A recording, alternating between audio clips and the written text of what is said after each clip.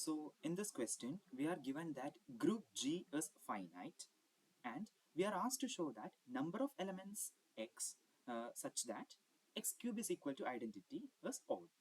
We also have to show that the number of elements y such that y square is not equal to identity is even. Okay, so let's begin with this. So given that group G is finite, okay, fine. Now, we know that for any group, we know that there exists a identity element. So, E is an element of G. And we know that E cube is actually E into E into E, which is nothing but identity. So, E satisfies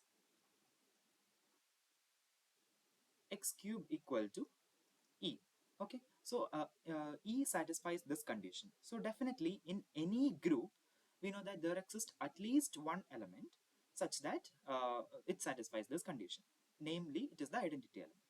Okay, now there can be a situation, for example, case 1, there can be a situation that no other okay, we can take if we are taking x not equal to identity, it could be a situation that x cube is never equal to identity. That is, take any non-identity element, it does not satisfy this condition. There can be a situation like that. Okay, in that case, what happens, we have that only one element, in this case only one element in G satisfies this, satisfies x cube is equal to identity, right? So what is the situation here? The situation is that the identity element satisfies this condition, but you take any other element which is not identity, it is not satisfying this condition. So in such a situation, we have just one element satisfying this x cube is equal to identity, and trivially it is odd, right? The number of elements satisfying the condition is odd, right? So in that case, we are done. So case 2, suppose that there exists some x which is not identity, but x cube is equal to identity. Okay, we are dealing with the second situation. So here x is not equal to identity, but x cube is equal to identity. So what do we have? We are here have that here we have that x into x into x is equal to identity. Now uh, when we have x, we know that it is a group, so x inverse will exist. Okay, so just consider x inverse. Okay, so here we have that x inverse into x inverse into x inverse. Okay, this will be x inverse the whole cube, right? Now by definition, we know that this is actually equal to x cube the whole inverse, right? So what do we have here? We have that x cube the whole inverse. Now what is x cube? X cube is identity, so it is identity inverse, which is nothing but identity. Okay, so what happened here? We have that x inverse the whole cube is actually equal to identity. So x inverse also satisfies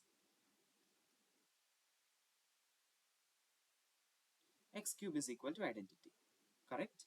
So what happened here? We have that an element x is there, its inverse, x inverse also satisfies this condition. So we might be tempted to immediately conclude that we have a pair here, but uh, we must take care that these must be distinct, right? For example, what will happen if x and x inverse are same? Then we just have one single element, right? We don't have a pair of distinct elements. So if we have a pair of distinct elements, then we can always say that, okay, so x and x inverse are always distinct. So the elements which are not identity and satisfying this property will always come in pairs, and that pair will have distinct elements, and then we are done. So here we also need to prove that x inverse is not equal to x.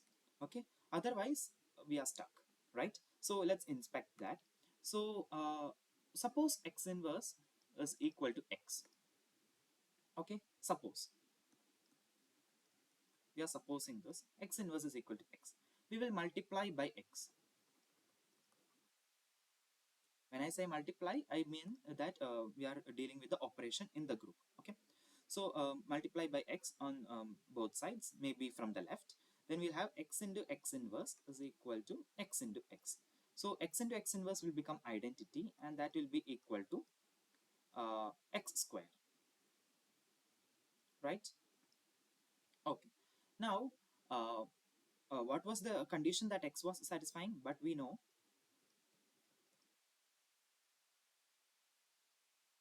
x satisfies x cube is equal to identity. Now this x cube, I can actually write it as x into x square, which is equal to identity, right? But this x square again is identity from here. So we'll have that x into identity is equal to identity, which will mean that x is equal to identity, but this is a contradiction, right? We started with a element which is not identity, and then we are arriving at a situation where x is equal to identity. So this is a contradiction. So our initial supposition is wrong. Okay, so x inverse is not equal to x. Okay, hence x inverse is not equal to x. So here, what is the situation that we are having? We are having that take any non-identity element. Now, suppose that it satisfies x cube is equal to identity, then what will we have? We will have that its inverse will also satisfy the equation. All right. So let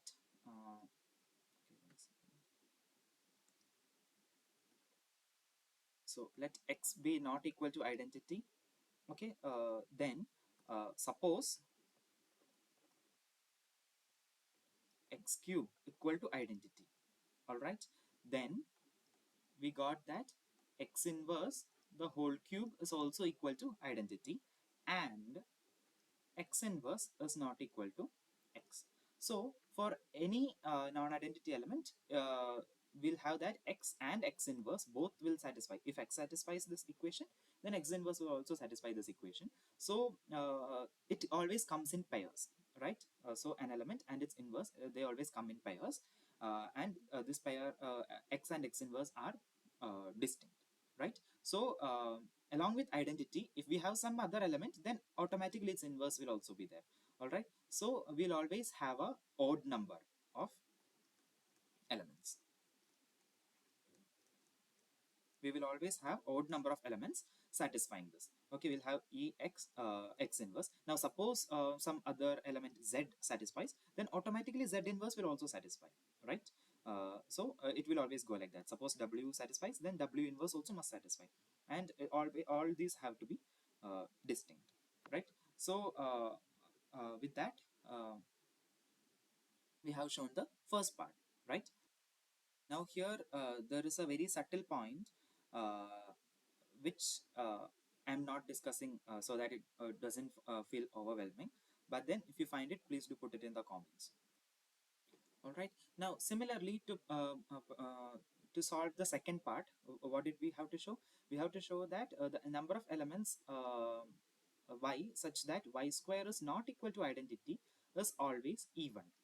Okay, now again there can be a situation where no elements of the group are satisfying this condition, right? That is, take any element y square y take any element y in the group, y square is equal to e. In that case, we will have zero number of elements satisfying this condition, and then we are trivially done.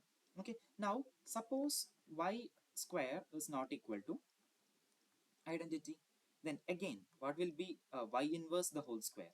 Can it be equal to identity? If y inverse whole square is identity, then we will have that y square the whole inverse is identity, which means that y square has to be identity, which is a contradiction, right? So if y square is not equal to identity, then y inverse the whole square is also not identity, right? Now using the similar arguments as earlier, we can show that y and y inverse are distinct. So every element y which satisfies y square is not equal to identity will come with its inverse, y inverse, which also will satisfy the same thing. Y inverse the whole square is not equal to identity, right? So again, that will come in pairs. So the number of such elements will also be even. Okay, so the number of elements x such that x cube is equal to identity will be odd, and the number of elements y such that y square is not equal to identity will be